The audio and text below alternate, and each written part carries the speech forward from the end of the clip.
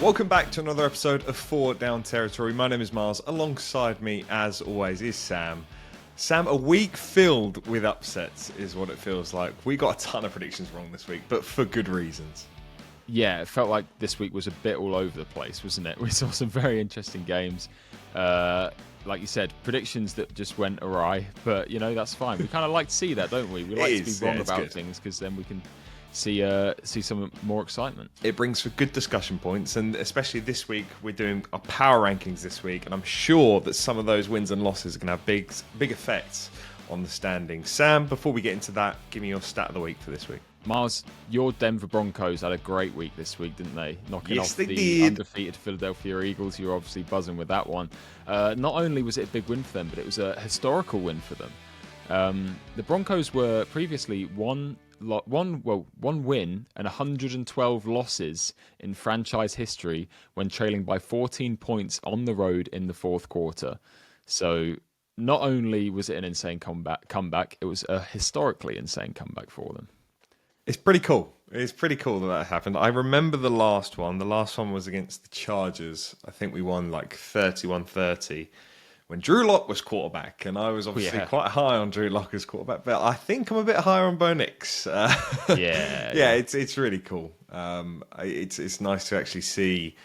You know, the Broncos didn't have that massive win in the regular season last year. A lot of the wins came against teams that you expect them to beat. This is obviously a much tougher schedule at the start of the year, and they've done really well so far. Actually, you know, taking off the reigning Super Bowl champs in their stadium as well makes it that much more impressive. I've gone for the comedic route this year, or this week, should I say, for my stat of the week. Micah Parsons, Sam, has 4 solo tackles on the season. Jamar Chase currently has 5 solo tackles on the year. Get him out of DB. That's crazy. I mean, Jake Browning's thrown a lot of interceptions, but there's no way that he should be having more solo tackles than arguably the guy that was favourite for Defensive Player of the Year this year. Yeah, and I think on the subject of Jamar Chase as well, the guy was basically the consensus number 1 overall pick, wasn't he, in fantasy? Yeah. And I think there were fantasy players hoping that they could count tackles for points because he was, you know, he wasn't really. He's had a couple of weeks where you're thinking this is not number 1 overall points, and the tackles might top him up a little bit. But you know, he ended the week nicely fantasy wise. So I suppose that calmed the panic a little bit. But he did. Yeah, and I suppose the panic, you know, has also been met with the trade for Joe Flacco, obviously. Yes, let's discuss that a bit because obviously it's very rare that you even trade within division, let alone for a quarterback. I think that's in ways quite a monumental thing for the NFL. The fact that someone has gone within season to a divisional rival. Okay, you're both probably not challenging for the AFC North, but do you think Joe Flacco is going to give a lot of intel into what the Browns are doing? I mean, they haven't played each other yet, have they? So there's opportunities for it. No, they haven't, have they? I don't think. No. They didn't play in the early week, yeah. So, I mean, well, Flacco's obviously been in. It's funny because he's obviously been in the division now for a long time alongside his Ravens stint as well. And with the Browns, I think the biggest thing for me was seeing how quickly they were happy to move on from him. You know, they just benched him for Dylan Gabriel, gave Gabriel that one game against the Vikings in London, and now they're quite happy to say, "Hey, yeah, we're with Gabriel going forward." And is it Kenny Pickett who's the next backup? No, Kenny. We do this every week. It's not Kenny Pickett. He was Kenny Pickett left to go somewhere. Right. I can't remember where he's gone. So it is Shedeur now. Shedeur is the backup. QB2. Do you think Deion's had any impact? Say, if he's not starting, he at least needs to be quarterback too. Maybe. I mean, did you see he got asked about the trade, and he was like, "I don't concern myself with the Browns, but Shedeur Sanders, he's a good quarterback." Yeah. It's like, yeah, I love it. It's good. It was good. What I hated though, I don't know if we mentioned this in the last podcast, the fact that Shedeur Sanders did the mute interview. Where he just mouthed every response, because you can work out what he says. I mean, he's like, obviously Joe's my guy and things like that, and it's just embarrassing. Like, why are you doing that? It's I just don't know how to. I don't know how to react to anything he does anymore because I want to support him. I want him to succeed. I think I still can't wrap my head around him being a 5th rounder, and I still can't wrap my head around that whole day, that whole weekend. but you know, I feel like he's got to be in line for a job at some point, and maybe in this QB2 spot there'll be a chance for him later down the year if Gabriel doesn't perform or if Gabriel gets injured, of course. So it's interesting. But the thing is, like, it's QB2, but it is Deshaun Watson's team still at the end of the day, right? Is it? To be honest, I Well, feel like it's funny you say that because I want to bring up the Browns' cap hits at quarterback position. Yeah, go so on. Jameis Winston is on 2.2 million dead cap. Dylan Gabriel's got a 1.5 million active cap. Joe Flacco is now 1 million dead cap. Shedeur Sanders has 1 million active cap. Deshaun Watson, who's on PUP, is on 35 million. Bailey Zappi's on 300k. DTR he has 100. Still on the books. Yeah, he's still on the books, and of course Kenny Pickett has 8,000 as well. Quite impressive. That must be the most that any team's ever spent on a group of quarterbacks ever. Yeah, and I love that Deshaun Watson's got all the weight there, hasn't he? Yeah. Like he's the one with a big contract, and the rest of them are just these flyers that they've been hoping to replace him while he's been gone, but it's not going too well for him. Right, Sam. Let's dive into our week 6 now, approaching a quarter of the way through of the NFL season. Past a quarter of the way through, should I say? Give me let's start from 32. Give me your first 10 from 32. First 10 power rankings. Okay, so I've got the Raiders as my bottom team with the Jets just above them. Quick note on the Jets, though. Their schedule's been rough. Everyone's overreacting, I think, with the 0-5. I think they'll be fine. They're not... I don't think they're in line to be the worst team in the league this year. I do think they've had some tough games, and it's not going to get any better this week. But I think they'll be okay down the line. It's just a very tough first 5 weeks. Dolphins at 30, Titans at 29, Giants at 28, Saints at 27. It felt wrong putting the Saints above the Giants, but they did get the win this week, so it had to be done. Browns at 26, Bengals at 25, Panthers at 24, Cardinals at 23. And I can't believe I'm saying it, but my Baltimore Ravens are the 22nd best team in the league.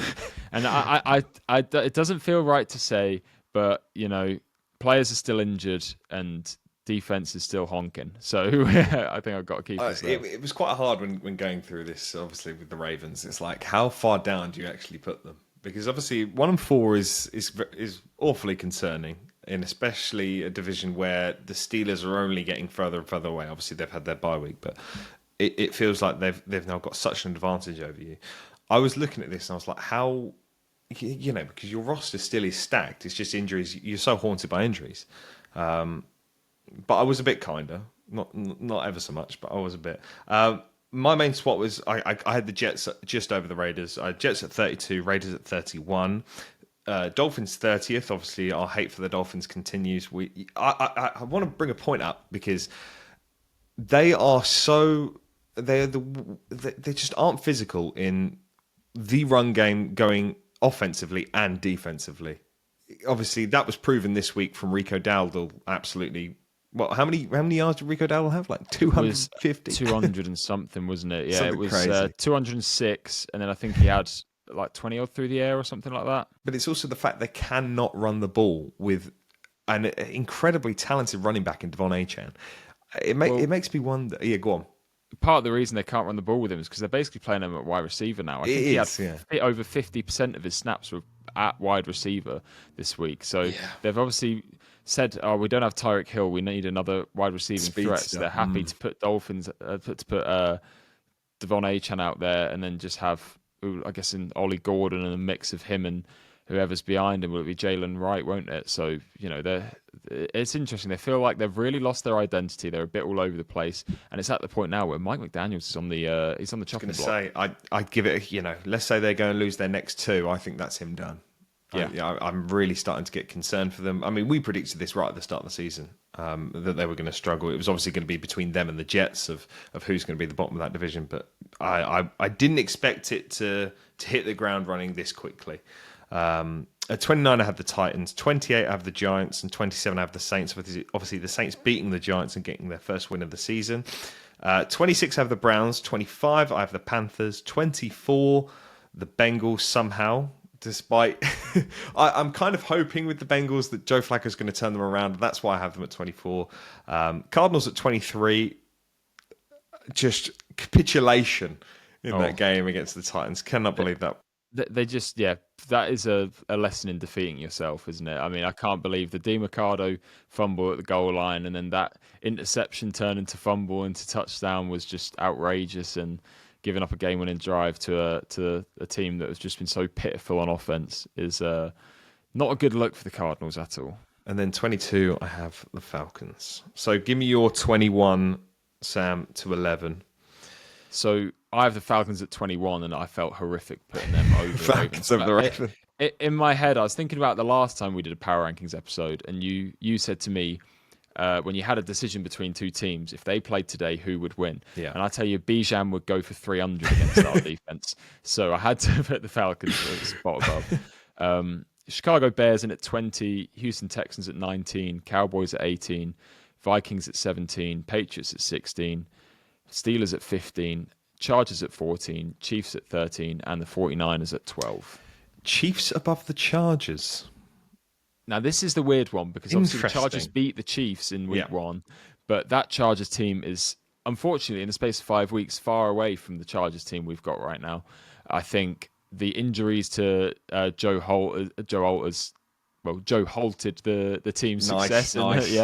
Oh, that's awful. And the run game's not been helped by that, and now the run game's taking a second hit. And Marion Hampton, has he gone to IR now officially? Yeah, I thought so. Which is really not good news because he was looking great, and we were getting so excited. He looked like he was going to have the hold of that backfield, get a nice workhorse role, and now we're not going to see him for a good few weeks, which is not good news. So you're struggling on the O-line. You're now struggling in the run game. It's going to be Hassan Haskins and Kamani Vidal, who, they're running backs. What else was there to say? And I just felt like in the wide receiver room, because of that, they didn't look as threatening, Keenan Allen and Quentin Johnson this week. So I don't know. I think with the Chargers, it's still Herb. I think Herbert's still playing great. But the problem is the team around him seems to be struggling, which is not a good look. I think that, I was kind of in the same boat with comparing these two. I end up having the Chargers just above the Chiefs, but I look at it and I go, well, one, they've already played each other. I'm a bit more confident in a Chargers defense as opposed to the Chiefs defense.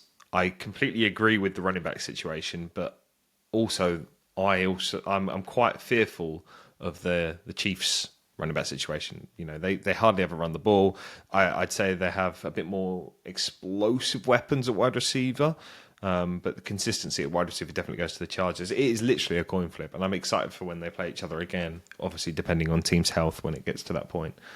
I'll quickly rattle through mine. Ravens I had at 21. I can't believe that I've got the Bears above the Ravens. It just doesn't feel right. But Bears at 20, Cowboys at 19, Texans at 18, Patriots at 17, 16 I have the Vikings, 15 I have the Steelers, 14 Chiefs, 13 Chargers, and 12 I have the Commanders. 12 you had the 49ers, didn't you? Yeah. Yeah, okay. We are literally flip-flopping a lot of these. I was going to say, it's quite good. We're in the same region, but we're one off. Commanders, I think, are a hard one to really get into. I think we haven't seen enough of them with Jaden Daniels for me. We got, what was it, 2-3 weeks with Marcus Mariota, which I think has just made them hard to evaluate their true potential. It's good to see Daniels back this week, but he didn't. He didn't have one of those stud games he had last year, but he was consistent enough to get the job done. So we'll see how they go this week. But yeah, I had the Niners at 12, and I think the thing with the Niners, they could be higher. I can't believe how well they're still playing with Mac Jones, the backup in, and all the injuries they've had. Mac Jones is playing fantastic, which is I'm honestly surprised. I've never really been a huge believer in Mac Jones, but he's turning it this year. I think it's great to see the big win in Thursday night.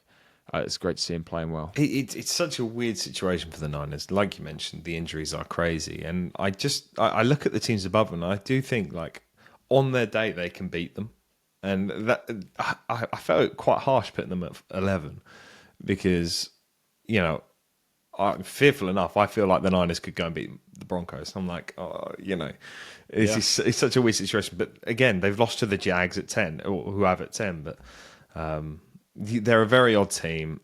they're in now the situation where do you stick with Mac Jones and let it fly out, or do you go back to Brock Purdy because Mac Jones has been balling? Yeah, I mean, for me, Mac Jones has been playing well enough that you can really play safe with Purdy. There's no point rushing him back in. If he's not ready, then give it another week. Because if Mac Jones is still going to get this team wins, you can be content that you can wait. I do think Purdy's the better quarterback, and I do think that they would be better off with him leading the way. And I don't know why there's controversy over it being a battle. I really don't see it, but. Yeah, I think the good news for the Niners is that they can play with Mac Jones until Purdy is 100%, rather than rushing him back and then he gets injured again.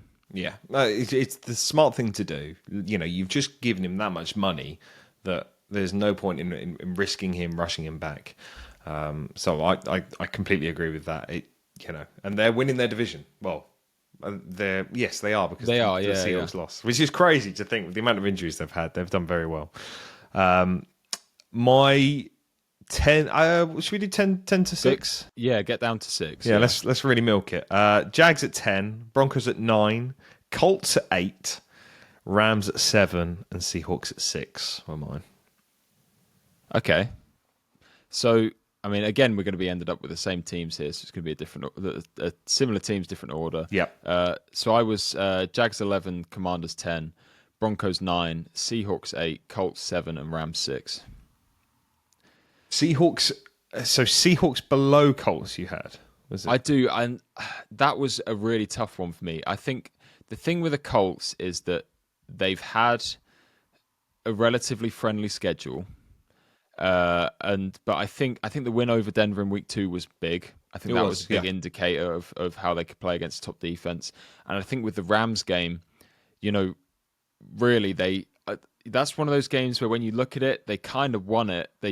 It's the play with AD Mitchell and then the big touchdown when having 10 players on the field. If you just flip that tiny mistake, and that's a completely different game. And I know it's easy to pull out the hypotheticals like that and the what ifs, but to me, a one-score game is a close enough game that they could have even gone and won against the Rams, who are a top team. So, for that, I think I have to put them just ahead of the Seahawks, but barely.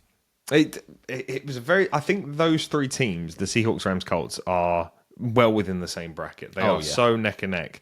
I'm loving how the Seahawks are playing at the moment. I think watching that game against the Bucs this week was so exciting. Just gave a perspective of how competitive the NFC actually is this year. And you've got 2 quarterbacks. Obviously, there was the photo of them at the Panthers going round about how they've rejuvenated their careers.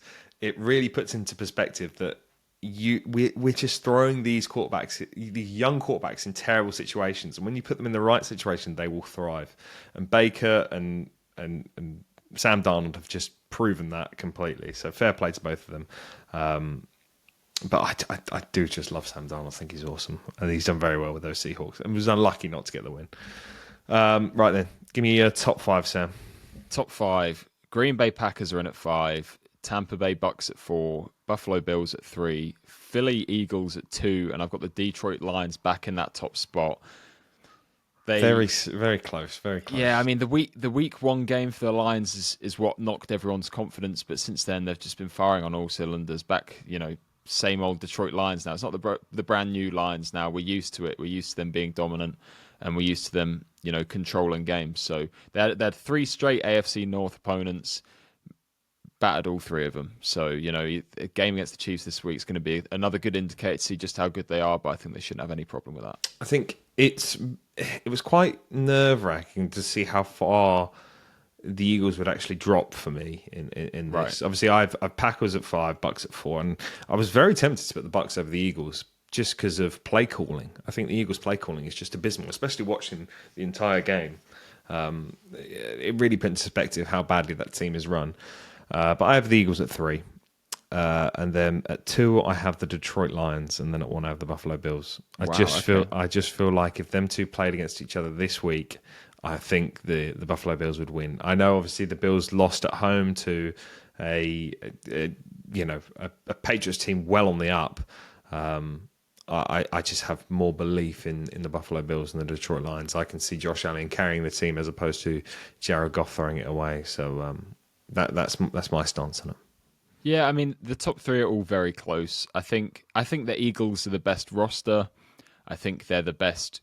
They're the best unit, definitely. But like we say, the coaching is the worry. That offensive play calling is a big worry for them. I think, the offense that they have should not be struggling in the way that they are. I mean, struggling feels like a harsh term. They're 4-1, they're doing fine, but you know, one score games the whole way through the season, pretty much. If that Bucks game obviously finished as a big one, but that was really that return at the kick six at the end that made that the difference there. So I think struggling is the right term, though, because if you look at their fourth quarter performance against the Broncos, before that final drive, they had -2 total yards.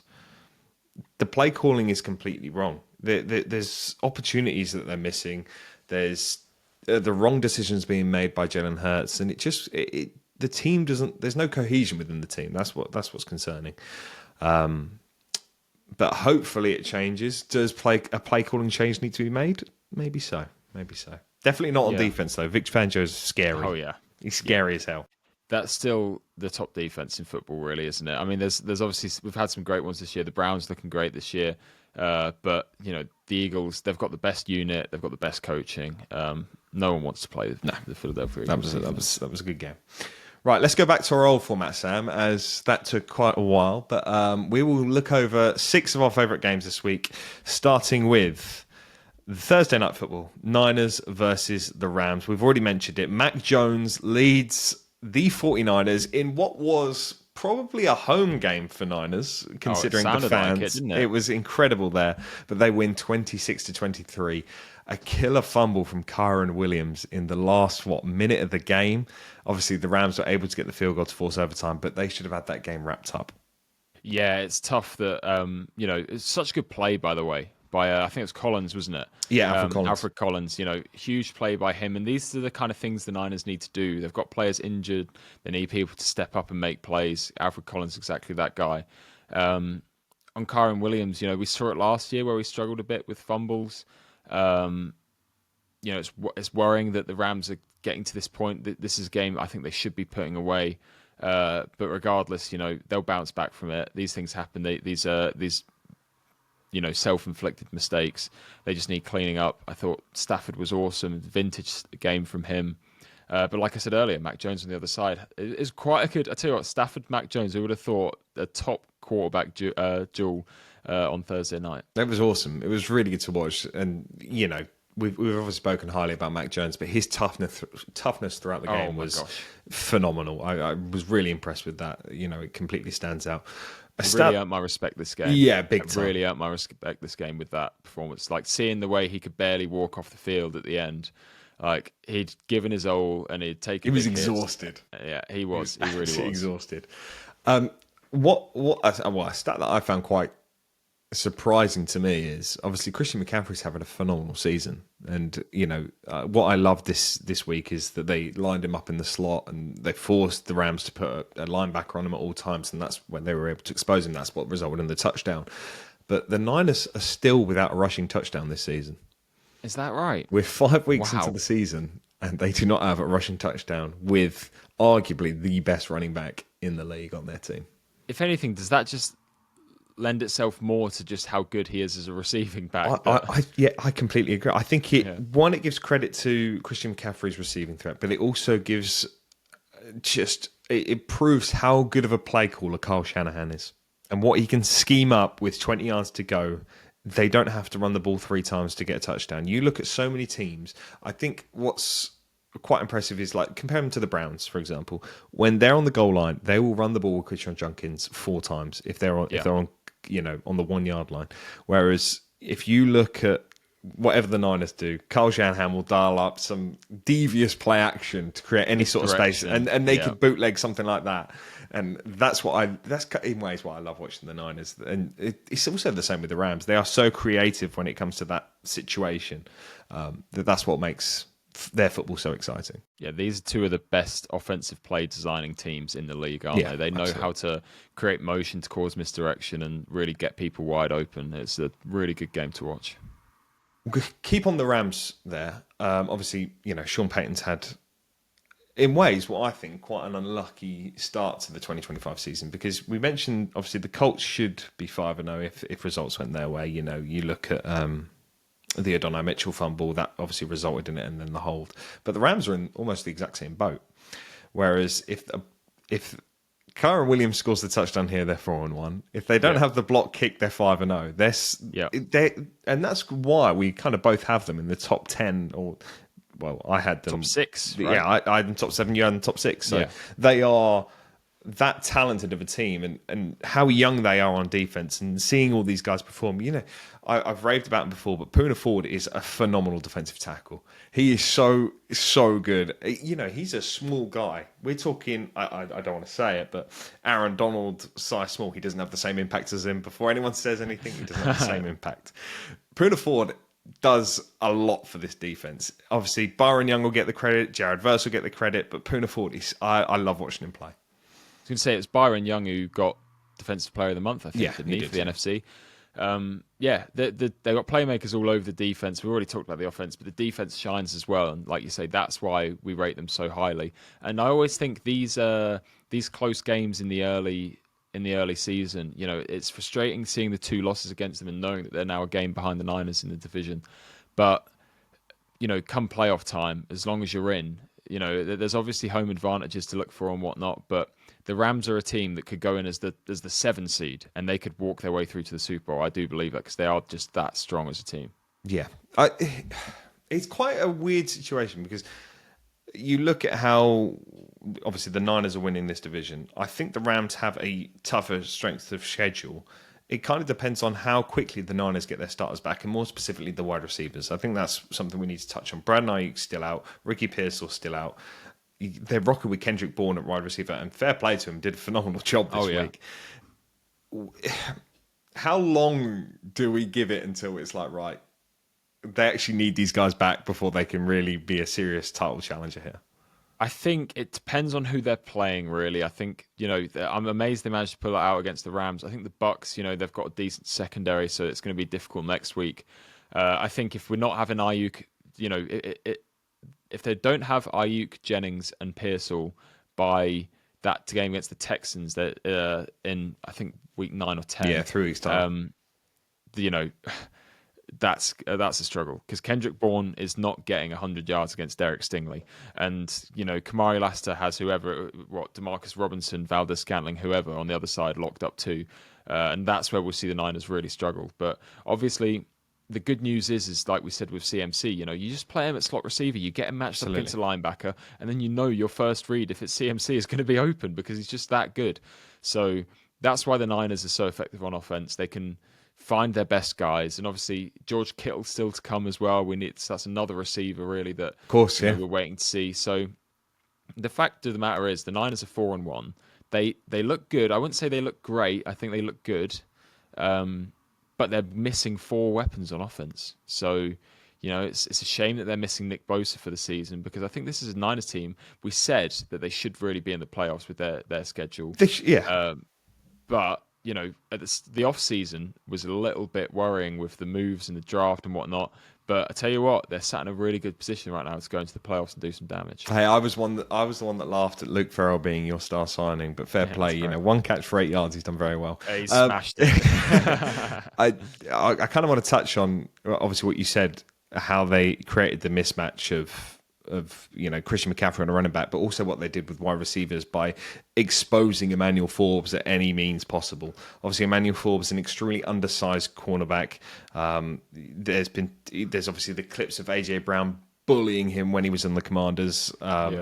And they proved that this week again by putting Kendrick Bourne on him constantly. And Kendrick Bourne did a phenomenal job. But I honestly do believe that was just because he was up against Emmanuel Forbes. And if you're in fantasy games, the Rams, wide receivers against the Rams, that's a mismatch that you want to look for in future games because you will get good numbers week in, week out. Touching on the final drive in overtime there, obviously it came down to the 4th down stop, which resulted in the win. I want to talk about the play calling decision there. Obviously, going to run the ball on the final play of the game on 4th and 1 with a guy that's already fumbled in the game. Wouldn't you prefer to put it in the hands of a guy or in the hands of 2 receivers that are on a phenomenal streak at the moment, and one of them potentially being Offensive Player of the Year. Now, I can't imagine how many plays in Sean McVay's playbook have the name Puka Nakua written next to them, and they're short yardage situations where we say, hey, we've got the best receiver in football, we're going to get him open, we're going to get him the ball. And we saw it against the Titans where they had that sweep where they're handing the ball off to him, and it's just something as simple as that. They only need 1 yard, they go and get a touchdown. So for me, the Rams are so good at getting receivers open and scheming people open in that sense that really their strength would be passing the ball rather than running the ball. And I don't hate the play call. I think there was a bit of a strong reaction to it. I think Kyron Williams is good in those short yardage situations. He can, lower his shoulder and push the pile forward. But the Niners did such a good job against the run. And I think really, like you say, Devontae Adams and Puka Nakua out there, I feel like designing something for one of them two probably was the better play call, especially using Puka in motion, setting a pick play for one of them. I don't know. There's definitely... They're the two receivers that are such good route runners. They can win a route off the line of scrimmage. So, because who did they put in motion? Yeah. It was like Jordan Whittingham or someone like that. It wasn't one of the... Or it might have been like Cody Parkinson or something like that. It wasn't one of their big guys to cause mismatch. Yeah, I can't remember. But if it was Whittington, we're talking about a guy who's really, as a receiver at this point, known for his run blocking. So I feel like that's even more of a tip that it's going to be a run if you're using him as your motion, as opposed to Puka, who, as soon as there's him in motion, the whole defense has to watch him go by because we don't know. He's really the star, isn't he? So, yeah, in that sense, it could have been a better play call. I would have liked to see him pass the ball, I think. But what the Rams do very well, and I think they are the best at running this exact play in the entire NFL, is tunnel screens. Obviously, they got the touchdown as well to Puka Nakua on that play. That I think that Sean McVay runs that so well, but I also just think Matthew Stafford's quick release is the reason they run it so well. And again, that's more reason why the hell are you running it on 4th down in the middle of the field when you have that much space to work with. It's quite frustrating. We'll rattle through a few of the scores before we get to our next game. The Vikings won in London against the Browns after losing in Dublin, 21-17. Impressed with Dylan Gabriel, Sam? You know what? It wasn't bad. It wasn't bad. He, I think he did his job. He did what they asked him to do. It helps, a good scheme. Just get the ball to Judkins. Let him run the ball. 23 carries is what they need from him. He's averaging nearly 5 yards a carry. He's unbelievable. And he was playing really well. So I think it's nice. It's a nice start for Gabriel. It's not an easy game. And, you'd like to win your first game, sure. But the Vikings are a tough defense. So, it's not the worst thing in the world. The Colts absolutely demolished the Raiders. 40-6 was the final score. I am completely out on Geno Smith. There is no coming back from that. You cannot be leading the league in interceptions despite a guy coming in. What was it, week 2 when Jake Browning came in and started putting competition on you. Geno Smith's had his time now. It's time to move on. Yeah, they're definitely going to have some conversations there soon because the longer they leave it, but the team's only going down. It's starting to get worried. The Saints get their first win of the season over the Giants, 26-14. Spencer Rattler's first career win. What I found funny about this is the last time the Saints actually won was against the Giants last season as well. So really? the only two teams they've beaten recently is actually the Giants. So, yeah, kryptonite. Kryptonite, absolutely. Yeah. The Cowboys beat the Jets 37-22. Javonte Williams is still proving to be an absolute steal in fantasy. 135 yards on the tud. Fair play to him. I just don't know how else to talk about it anymore. I'm still amazed. I'm still in awe at how well he's playing. We weren't really expecting this kind of performance from him at the start of the season. I just hope he's healthy the whole year. Dak 4 touchdowns as well. That is special. The man is flying. Right, let's dive into it. Broncos 21, Eagles 17. I can't believe it. I just can't believe it, Sam. This is one of those games I wish I was there with you watching it just to see the reactions because it came down to the wire, didn't it? I mean, we're talking about 18 fourth quarter points for Denver to flip the game on its head. And, I was worried because it was looking like it's going to be very one-sided. Yeah. When going through the game, obviously the Broncos started well with the field goal, but it just started with Philly domination. And what I must say is the fact that we've now heard the mic'd up play calling of them drawing a play up in the dirt to beat Alex Singleton on a wheel route proves that Alex Singleton is the worst coverage linebacker in the NFL. I will stand by it. The second it happened, I turned to my guys next to me and I went, I can tell you exactly what Miles is screaming at his TV right now. I was livid. The man Yeah. is useless. He just can't turn. And to be fair, if you've got a player like Saquon Barkley, not many linebackers are going to be able to cover him. I will give him that. But, you know, you can't be drawing plays up in the dirt to actually figure out how to get past the Broncos defense and it work first try. But the Eagles obviously hit the ground running after that. They had 2 touchdowns, one in the start of the second quarter, one in the start of the third quarter, that being the Saquon Barkley play. What I found baffling is that you have the former Offensive Player of the Year and you're only running the ball with him 6 times. It's a weird decision, isn't it? It's a really weird decision. Especially when John Franklin Myers went out with an injury. That's what I find even weirder. You know, you have this explosive running back, and I was, especially in, obviously I mentioned it, the fourth quarter, when you want to delay the game as long as possible. You don't want the ball back in the Broncos' hands. Why are you trying to force the ball in the air? And you had 10 targets to Devonta Smith. You had 8 targets to AJ Brown. Yes, okay, you're paying them a lot of money, but just be smart with it. Your identity is running the ball, and you rarely did that. The Broncos did a phenomenal job of containing Jalen Hurts as well. Only 2 rushes for 3 yards. Not allowing him to, go outside the pocket was brilliant. Yeah, I think when you look at the box score, really, and just look at the rushing stats, it looks like the Eagles were the team trailing because they're the ones not running the ball. Like you say, 6 carries for Saquon, 2 AJ Dillon, 2 Jalen Hurts, 1 Will Shipley. It looks like they were throwing the ball every play to get back into it. Whereas you look on the Broncos side and you see Dobbo there with 20 carries. The Broncos were confident in their plan. It felt like they were confident in their ways. We are going to run the ball. We're down a lot, but we've got time. Rely on the run game. Let Bo Nix make some plays in the play action and the screen game. And it's that I think outcoached is the only way I would say it. The Eagles.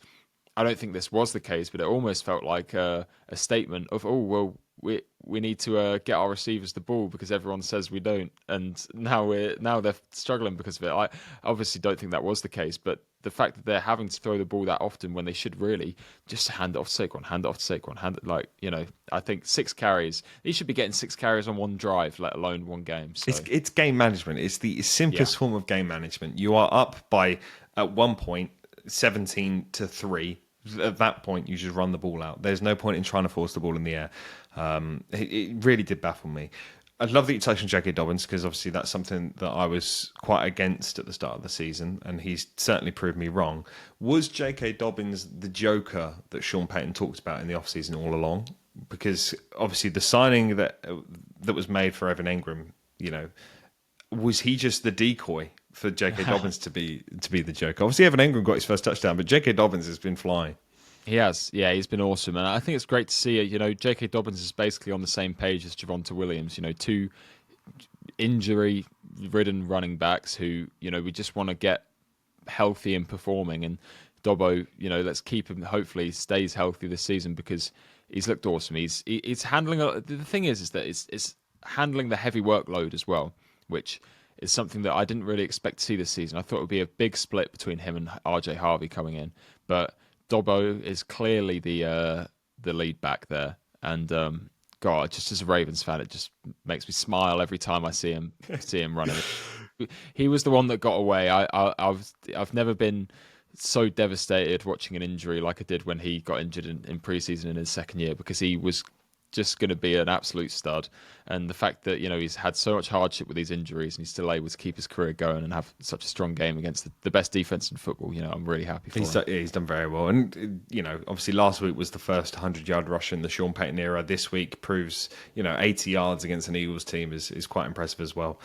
Let's talk about AJ Brown, because he's been in topics recently of underperforming. Obviously Sunday was a better performance from him, despite him running only 4 different types of routes. He only ran a slant, a go, a curl, and a dig. Some guy broke it down on TikTok of him actually going through it. And do you just feel like we go back to play calling again? Is this play calling just too basic? They don't scheme anybody open. It is just we'll run standard routes just to try and create a mismatch against whatever DB we come up against. That route tree is the kind of thing you see in college with a freshman receiver that's Absolutely. like we don't trust to do anything else yet. You know, AJ Brown has been in the league more than long enough to be able to run every route in the playbook, and we've seen him do it. You know, he obviously has his best route. I think those four, specifically the sort of crossing routes, the digs, post, slants, that kind of thing, are his bread and butter. But you know, he could do so much more than that. I can't believe they're going to restrict him to that kind of, you know, basic usage, and it doesn't help them that, you know, he's not going to get the production that he needs and that the team needs if they're going to, you know, keep him stuck doing those four routes. It's not good enough. I honestly do believe this Eagles team will make a change of play calling at some point in the year. I think frustration levels will just get too high. It feels very similar to a 2016 Seahawks team. You know, when everything just got too much and personalities just balled over and changes had to be made to the coaching staff because of it. This is the exact same scenario. Players are getting too big for their boots, is what it feels like. You know, AJ Brown is I think one play that really outlined it was obviously the go route that actually he got free on and just stopped running. That was a touchdown all day long. I mean, I could see where he was coming from because he said that he just didn't locate the ball, and I'm guessing he just assumed that the ball had gone elsewhere. But you know, it's easy to say that when his experience, he should know to finish his route until he's sure. Especially those deep routes. You know, you've got to run 100% all the way through because it's impossible for a QB to throw it to a guy who's changing speed, going that far down the field. And I think Jalen Hurts really threw a perfect throw.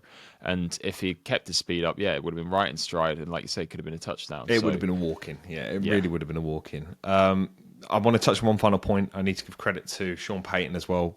I thought play calling he absolutely nailed throughout the game. Even despite us putting up 3 points in the first 3 quarters of the game, I still think that he went into the mindset of, I'm going to run the ball, I'm going to tire out this defense just so I can allow my young quarterback to get outside the pocket and make plays. Did brilliantly there.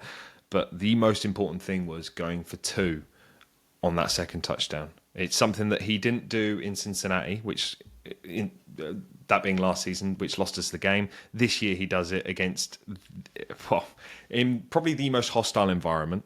He does it against these defending Super Bowl champions, and I think having the balls to do that gives credit onto his coaching and Bill Parcells in total wins as well, which is pretty cool. So, oh wow, definitely deserves credit for finally calling a perfect game in my eyes. Well, it's like I said earlier, it just felt like out coached in a way because, you know, Sean Payton he stuck to his guns. He stuck to his game plan. He wasn't shaken by the lack of points early on. He stuck to it, and he's rewarded by it. Right, moving on to other games that happened on the Sunday. Dolphins lost to the Panthers 27-24. Obviously, we mentioned the physicality issues for the Dolphins, but one bright spark for the entire game was actually the commentator calling. I don't know if anyone's actually seen it. I know you have, Sam. How ecstatic he was when calling this game, and it just brought joy to a Panthers game. And I never thought I'd say that before.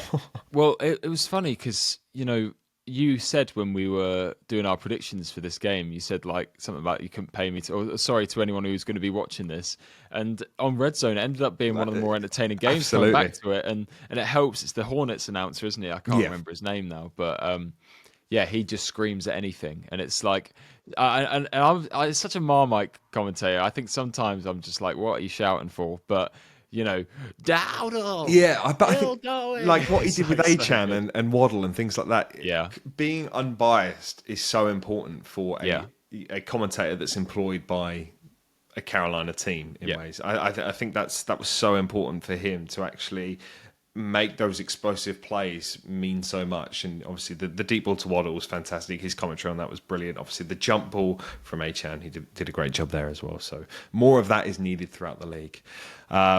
Texans Ravens, we'll touch on it very briefly because we don't need to touch on 44-10, Sam. Yeah. Thoughts? Well, I knew it was going to be bad. I was hoping it wouldn't be bad. this bad. Yeah, I was hoping. I didn't really expect us to score more than 10 points. I think 10 points is about right. I just thought we might not concede more than 40, but the team still sucks. We're still injured everywhere, so backups playing everywhere.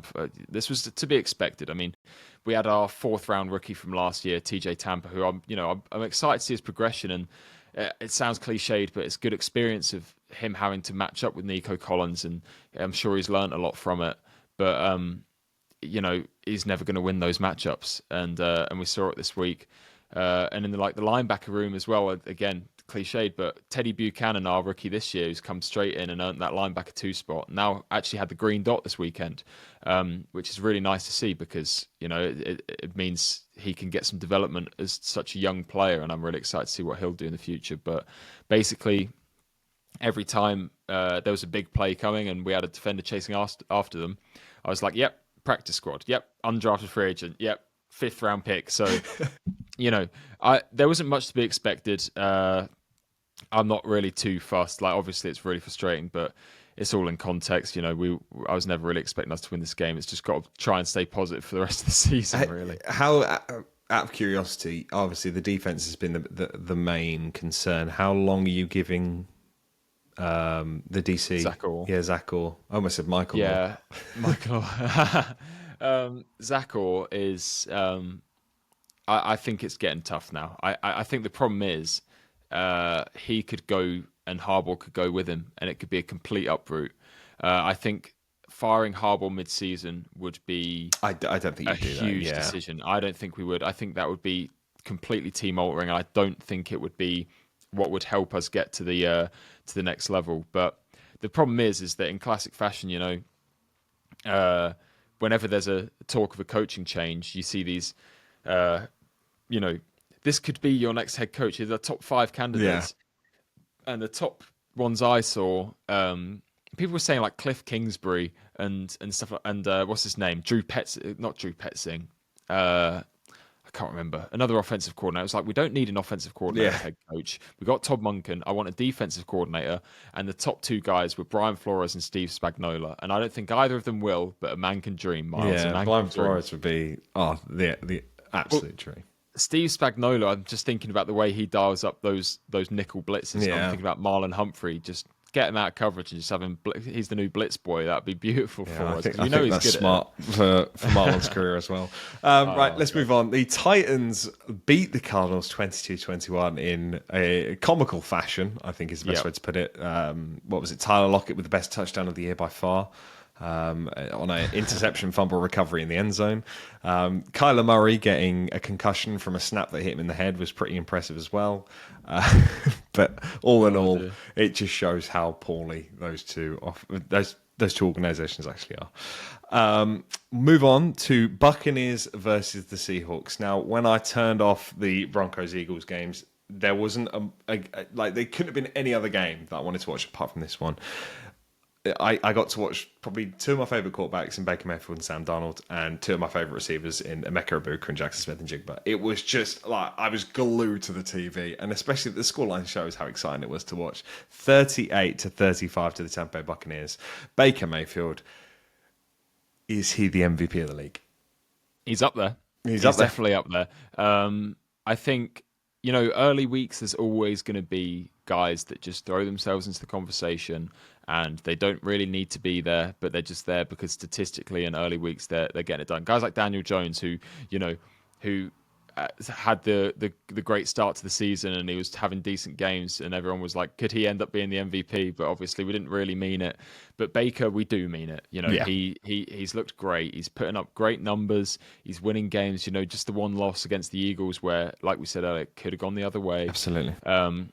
And he did this without Bucky Irving in the backfield as well. He's doing it without Mike Evans out wide. It's 2 of their best offensive players, and he's still getting it done. So, yeah, really happy for him. This Bucs team is just performing on levels that I didn't even expect this season, and it is solely because of number 6. Baker Mayfield has just done a phenomenal job at 4th quarter comebacks. I think that's what's really impressive. Improved it again this week. Okay, it came down to a Sam Darnold interception, but what I loved was the 2 touchdown throws. The first one to Emeka Egbuka could be one of the throws of the season. It's an absolute laser from about 25 yards out. Does brilliantly there. But the second one as well, just stand in the pocket, then just escape to the left-hand side and fire a dart to Sterling Shepard. They are both the epitome of one, I just don't know how the Browns didn't keep on to this quarterback because he's so good. But two, of never give up on a young quarterback because there is talent there. It doesn't matter who they are. There's always talent there. The fact that you're taking him number one overall, Baker Mayfield is that guy. We say it every week, but it's just how big situation is for a quarterback. Absolutely. And these are two guys in terrible situations, getting drafted into terrible situations. Didn't get the time to develop and improve, and to be honest, they always looked well. Sam Darnold always looked rubbish. Yeah, And yeah. I think he never really, he had the moments for the Jets where you see some of those throws where you just think, oh my god, this guy could be a top 5 seeing ghosts and things like that. Obviously, that was the main quote from his career there. Yeah. That was the opposite side, wasn't it, with the Jets, where like we'd see on one drive, we'd see this electric throw and like this is a future franchise quarterback, and then he'd throw the worst pick you've ever seen later, and then he'd come out on the next drive and fumble it, and you're just thinking, okay, this guy needs to be out of the league ASAP. But we've seen him in good situations, Niners, Vikings, and now Seahawks, where he can perform. And, these just two guys are just, it's great to see him flourishing. Yeah, absolutely. I mean, people have got to remember, Sam Darnold was 20 years old when he got drafted. Yeah, he was so young out of the draft. He was the youngest one in that draft class. He got drafted third overall again, like you said, to a terrible situation. But he's just proved it. He's just built maturity over the years. And that stint at the Niners and the Vikings, obviously the Niners he's not going to get much credit for because it was Brock's team. But when he had to step in, did a good job. But he probably learnt so much of Kevin O'Connell and Kyle Shanahan that must have done him the world of confidence. And it's proved it. Look at how the team relied on him this week. Obviously, just put up 4 touchdowns in total. He did brilliantly there. From what he was, the plays that he's dialing up to Jack Smith and Jigba, I just don't know how those catches even come down sometimes. I just think he's incredible. But, you've got to give the man credit. He's done so well. He's just unfortunate not to get the win against probably the best comeback quarterback at the moment. So yeah, it feels like it, doesn't it? And the other thing with Darnold as well, I saw a stat the other day. I think he's number one in the league in terms of accurate, like highly accurate throw percentage. Yeah. And it speaks to his accuracy, obviously, but what I talked to a couple of weeks ago of his ability to go through his reads and find the open guy. He's not just throwing into coverage like we saw in those Jets days. He's really calm in the pocket. He's able to survey the field and then find this guy that he needs and just be accurate with it, which is all you could ask for a quarterback. He's doing very well. Weird that AJ Barner's the second coming of Rob Gronkowski the last 2 weeks. The fact that he's got 3 touchdowns, 4 touchdowns in the last 2 weeks, something like that. Yeah. He's absolutely flying. One final point on this game, Sam, I want to mention Levante David. Give the man some credit. It doesn't matter how old he is; he's still going to be the commanding piece of this defense and come up with a clutch interception to win the game for the Buccaneers. Fair play to that man. I mean, I felt like he was on retirement's door recently, wasn't he? And I didn't think, just as one of those, he could keep playing. He's still got it in him, but, he's at that age where maybe he wants to retire. At 35 years old, he's still one of the best linebackers in the league, really, isn't he? I can't believe it. He's making game-changing plays. That interception was awesome. Just what a statement win for the Bucs. It was. And that's why we both have them in the top 5. There's a reason they're fighting against these big teams. They're so unlucky not to be undefeated because of them coming up against that Eagles team. So, they've done very, very well. Going on from, we've talked about one upset, that being the Broncos. Let's go to another one. The Bills lost this week to the New England Patriots, 23-20. Drake May, second coming to Tom Brady. It is. You can just see it. Obviously, we mentioned the stat last week, didn't we? What was it? Yeah. It didn't quite continue it this week, but to keep the winning streak going, fair play to him. I wasn't crazy high on May coming out of college. I think, obviously, when we did our mock drafts, I was always Jaden Daniels 2, you were always Drake May 2. But the plays we're seeing him make, it's just unbelievable from a young guy who, not just a second-year quarterback, but really what is this? Is how many starts has he had? Because he didn't get half a season in his first year, was it? If that, it felt like. He's hardly got like a bunch of games under his belt, and he's still, he looks so poised in the pocket. He looks fine rolling out to the sideline and stiff arming players as he's making throws. Against this Bills defense that is a very good defense. So, Patriots fans have got to be buzzing. 3-2 at this point of the season. They didn't look convincing in those opening 3 weeks. Losing to the Raiders was big. Losing to the Steelers, they didn't look great that week. And last 2 weeks have looked fantastic. And now the good news for them is they've got 2 away trips coming up, but it's the Saints and the Titans, so they could be sat at 5-2 in the first 7 games. And really, the schedule for them is relatively friendly as you get down the line. They have big games against the Bucks, the Bills, and hopefully will be a big game against the Ravens. Depends if we've decided to work out what we're doing by then or not. But the point being that their divisional games, Jets twice is nice and simple. They finished the season against the Dolphins. The Patriots going to the playoffs is a very real possibility. I'm glad you mentioned that, because currently the New England Patriots are they're 60%. There's a 60% chance they make the playoffs. At this current point, if they lose, it goes to 48. If they win, it goes to 66. You called out at the start of the season that this team will get that 7th seed. I do think the Bills will just run away with the division. That's completely fair enough.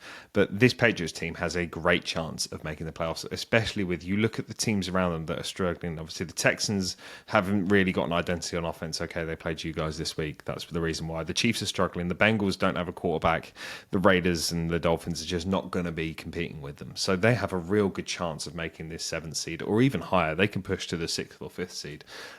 They've just got to keep these wins going. And I think one thing that will really help them, I know this sounds crazy, but Antonio Gibson going down is a good thing for this team, because they've got a young running back by Trevion Henderson. I've mentioned his name many a time, but this week we'll really see the impact that this young man will have on this offense. Ramondre Stevenson's fumble as well from this week should entitle Trevion Henderson more snaps. I'd be really excited to see, if you've got him in fantasy, this is the week to start him. I think we could see him have the majority of snaps on offense. I could see him having the majority of carries. Let's see him get involved in the screen game a bit more, and I'd love to see him going for a touchdown this week. That'd be really good.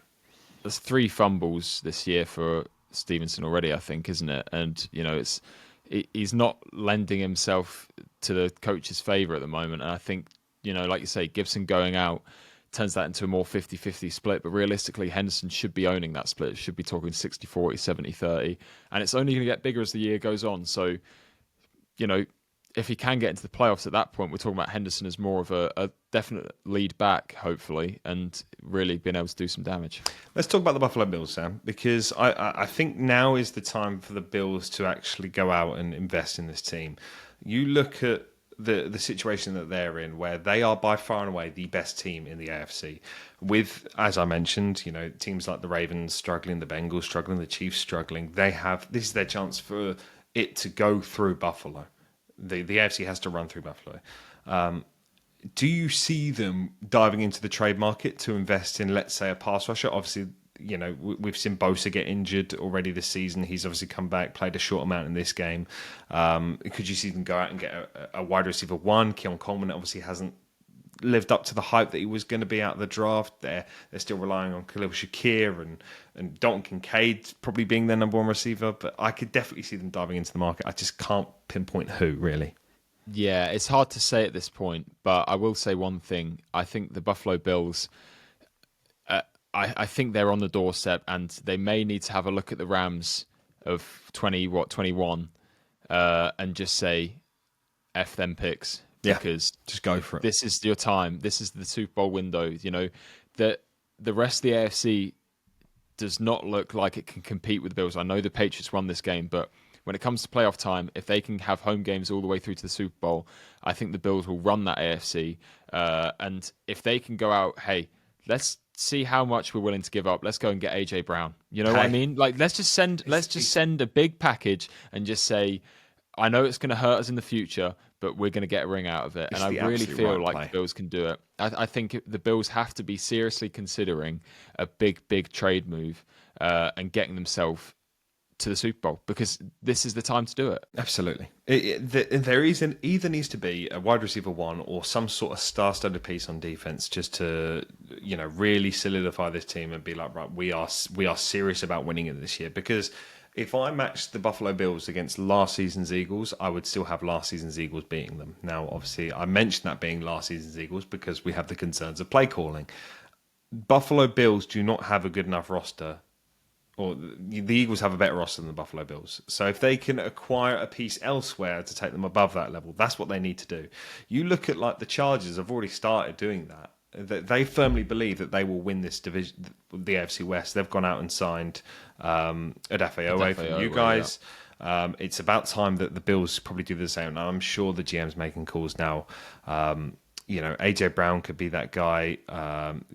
You're looking at receivers on the aging side that could come in and do it, or receivers that are entering later stages of their contracts. One player that I'd like would be DJ Moore. I think that would be a guy that signed a contract when there's two younger guys below him. It'd be quite exciting to see those, like Roma Dunze and Luther Burden have a bit more involvement in the offense. Obviously, Roma Dunze already is, but Luther Burden have a bit more involvement and move on from DJ Moore. Him going to Buffalo would make sense for me. I do feel like that's the piece they're missing. I tell you what, I don't really think it's likely, but how about going and sending a bunch of stuff for Chris Olave in New Orleans? It makes so much sense. Saints aren't going to be able to pay for him at this rate, the way that they are with their cap space, and they would appreciate what would probably be a lot of capital for him. So it's a nice little matchup. It's going to be that or a star-studded pass rusher. I know that he's already signed a contract, but Max Crosby, you want that type of player to come over and be that guy. I feel like they definitely do need to make a move at some point. I realise I missed two games, so I'll quickly wrap over them. The Lions obviously beat the Bengals. We kind of expected that. Obviously, Bengals got some garbage time touchdowns to get back into it. Jamar Chase still putting up fantasy numbers is very key for everybody there as well. And the Commanders beat the Chargers 27-10. Jaden Daniels, welcome back. What a performance that was. And Bill, Kurski Merritt doing a very good job there, solidifying the RB1 position. I think is quite important as well. Yeah, that's what we wanted to see. We called for it on this podcast. They must have been listening. We said, give him his opportunities and let him go to work. And he finally got them. And boy, did he go to work. And I tell you what, loved the video of him talking to Tom Brady. He's just so absolutely weird. Starstruck. He's starstruck. Bless him. It was really cool. Right, final game. Let's touch on Monday Night Football. The Jacksonville Jaguars beat the Kansas City Chiefs 31-28. Baffled is probably the word that comes to mind. I was going to say, can I jump in? Go for it. I said it, I think, last week, and I know we just did our power rankings, so we did evaluate the teams, but I'm still going to say it. I still don't know how to evaluate the Jags. I just don't get it because, I look at this roster and I say this is a sub 20 roster. This is I've got no reason to be really impressed with them, but boy oh boy, are they winning games, and they are. Beating the Chiefs is awesome because 4-1 looks great, but we're talking about the Panthers and the Texans where the Texans just weren't playing well. But the Niners was a big win, and now the Chiefs is a big win. They got the Seahawks, Rams coming up. So I tell you what, if they can get at least one win against them two, the Jags are a serious team, and I can't believe I'm saying that. The big thing for the Jags is going to be when they play the Colts. It is going to decide the division. That's obviously what we're excited it's right for. at the end of the season. It is, yeah. They go back. It's like week 15, week 18 or something like that. Yes, I think that's right, yeah. But, they are so... they're such a weird team because obviously we went into the offseason being like this team is the worst secondary in the league by a country mile, but for some reason they've come out of nowhere and they're all performing unbelievably. Obviously you look at the 2017, they had Saxonville. This year is Strapsonville. They're unbelievable. They're doing so well containing the pass, containing passing offenses. Obviously Patrick Mahomes is probably the best passing threat in the NFL, and he still put up 300 yards. But I just feel like if it was the defense that we predicted at the start of the year, this should have been 500. Yes, we're in wraps. They're doing so well. I'm pretty sure I've mentioned it in previous weeks, but Devin Lloyd is one of the best linebackers in the NFL. He's so damn good. Yeah, we're talking about a real defensive player of the year candidate. He's definitely, I think, top 3 in that conversation right now because 3 interceptions on the year, 4 interceptions, I can't remember, and 2 of them for touchdowns. The touchdown this week was awesome, and it took him a while to run it back. It took him a while, but it was a long old drive. It was a long old drive. Yeah, he's probably absolutely knackered. But yeah, 4 picks on the year is awesome. I think he's the good news is as well as you have the freedom to be that playmaker when you're playing Absolutely. alongside Alua Khan, who's just, he tackles everyone. Devin Lloyd doesn't need to make tackles. Devin Lloyd has 4 solo tackles on the year. 14, excuse me, 14 solo tackles on the year.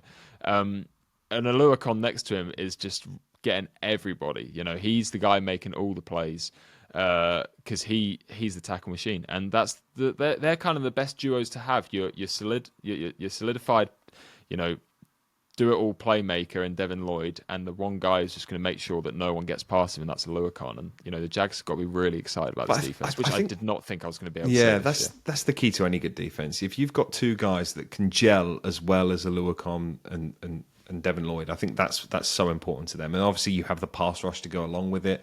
A player that does not get the credit that they deserve is obviously Joshua Hines-Allen. He's phenomenal. You look at other players in this team that are really stepping up. Emmanuel Ogba's stepping up. You've got players like, hey, I hate to give credit to it, Travis Hunter played well. He played very well. What was it? 60 snaps in total, offense and defense. Great jump ball as well for the 44-yarder. I still question some of Trevor Lawrence's decision makings. Some of them baffle me, but then you look at the throw to Brian Thomas to set up the final touchdown was just vintage Trev. That's what we saw at Clemson. I think that will go forgotten as well on the grand scale of the year, which is really unfortunate because I think that's one of the throws of the year. It is. By the end of the season, if we really come back to it, I think it'll be a top 5 throw of the year. We're talking about basically double coverage at that point. There's one way to beat double coverage, and that's put it the one place the defenders can't get to it. It was a perfect throw. Couldn't have been any better. And a great catch, by the way, by Brian Thomas, because he struggled in those contested catches regions, and that's not an easy, get with the DB right in front of them. So it's not. Great play between the two of them. And I think with Lawrence as well, the interception was an interesting one because it kind of felt like it could have been pass interference. It was stonewall pass interference. Yeah. Because it's an unintentional pick play, isn't it, to set it up. And instead of making the pick play, the DB's actually just pushed over the player running the slant. I think it was De'Ami Brown or Parker Washington. He absolutely decks him. And the fact that hasn't been called for pass interference, I don't know what classifies as it, but and people were saying that that Trev, the offense were running a pick play and Trev should have just thrown the flat if he was worried about it. It's like, well, I think he would have if he was aware of what was going on. I think, you know what I mean, and pushed over. It just that doesn't quite make sense. What about the final play? Obviously, Trevor Lawrence running it in by tripping over twice. And then getting the game-winning score. Obviously, the game shouldn't have been that close in the first place. Obviously, we mentioned the passing interference that resulted in a Kansas City touchdown at the start of the game. But I saw someone had a bet on Trevor Lawrence 2 touchdowns, Patrick Mahomes 1 touchdown. It was like 15 quid for like 300 grand or something ridiculous. I was like, wow, what a call to get it. And obviously with 7 seconds left, Trevor Lawrence does that. I was like, that is so special. I love that you could just see the panic when he stood up, tried to get up and fell over again. And then I'll tell you what, it's really good for him because it felt like he had that moment of panic and that's why he stumbled. But then he almost had that split second of athlete togetherness of just deep breath, get up and just go. And I tell you what, it's made by a huge block by one of the guards who flattens one of the Chiefs D linemen to open up that gap on the left side. And then Trev just makes a great play to get himself in the end zone. I think it's a really funny way to finish the game. But this is why we watch the sport. We love endings like that. Absolutely. Right, Sam. Let's run through Week 6 predictions. We've had a long week on going over Week 5 games. It's about time we talk about Week 6. Starting off Thursday Night Football, Eagles versus Giants in MetLife. I think this is obvious. Nice one for the Eagles to get back on track. They need this. They need this big time. I'm really taking the Eagles. I'm sure you are as well, Sam. Sunday, London game, Broncos versus Jets. We will be attending, Sam. We will. And there is it's a trap game. No, I'm still going Broncos. It's a massive trap game, but I'm still taking the Broncos here. I'm going Broncos as well. I think, I'm really excited for this game. Obviously going to see it live. The Broncos are looking great and we'll all be supporting the Broncos. But the Jets, I love watching Justin Fields and I just hope he has a good game. I'd love this to be a good competitive game and see Justin Fields have the game of his life in person. But Yeah, I've got to go with the Broncos. For my heart, I don't think I could do that. But, I think I will. I love to just keep glancing over at you, just with your hands I can't watch. head in hands. Yeah. But yeah, I'm definitely taking the Broncos there. Excited to see Bo play. We then have the Cardinals versus the Colts in Indianapolis. Give me the Indianapolis Colts. Yeah, got to be the Colts. We have the Chargers versus the Dolphins in Miami. I'm taking the Chargers. You know what? I want to say trap game Dolphins, but you know what? I am. Why not? Wow, only Dolphins 4-point favourites, the yeah. Chargers. So it's not that crazy. I've had a lot of slander to the Dolphins, so I've got to be nice and pick them a couple of times at least. Well, I'm not going to do that. Patriots versus the Saints. Patriots 3.5 favourites. Yeah, I need to see the Patriots get another win here. Carry on that momentum. Absolutely. Hey, the Saints are on a roll now. They've got their first win, but I'm still going Patriots as well. We have the Browns versus the Steelers, Sam, in Pittsburgh. The Saints are on a roll. It's like the same way It's that the Square's on a roll, Miles. It's the first roll win. once Anything's a roll for them. Yeah. Browns and Steelers. Oh, God, I want to say Browns, but it's in Pittsburgh. And they've just had the rest. They just had the bye week rest. So yeah, give me the Steelers. Yeah, unfortunately, it's the Steelers. I think if they didn't have the bye week, I'd be taking the Browns. Cowboys versus Panthers, Sam. Got to be Cowboys. They look great this week, and the Panthers. They did get the win, but it looked a bit rocky, didn't it? That first half. So yeah, I'll take Dallas. I'm also going to take Dallas here. I think, it was against the Miami Dolphins. That's why they won. The Seahawks versus the Jags in Jacksonville. Oh, wow, this would be a good game. This is the if Jags win, they're a serious team. Yeah, 100%. This is the marker. I'm going to go with the Seahawks, but I think. Let's see how the Jags do. And for that reason, I'm going to go with the Jags. I want them to be a serious team. I want them to chat. I want their battle with the Colts to go right down to the wire, and for that to decide the AFC South. So the Jags need to win that for that to happen. Rams versus the Ravens, Sam.